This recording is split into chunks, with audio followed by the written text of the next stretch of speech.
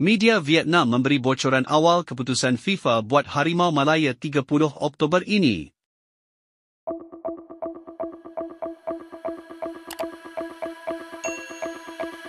Kini seluruh peminat bola sepak Malaysia masih menunggu jawapan rasmi daripada FIFA soal kes warisan. Namun media Vietnam secara tiba-tiba memberikan bocoran awal keputusan FIFA pada 30 Oktober ini.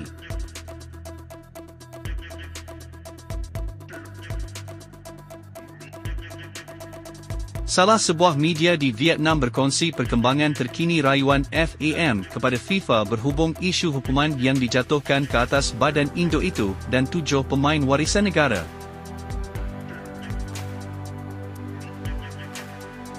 Vietnam News melaporkan Malaysia berpotensi besar akan menang lawan FIFA.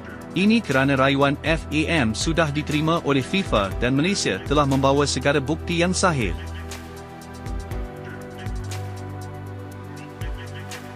Media Vietnam itu turut mengatakan seandainya keputusan rayuan FAM diterima maka status 7 pemain yang beraksi dalam 2 perlawanan tersebut sebagai sah di sisi FIFA.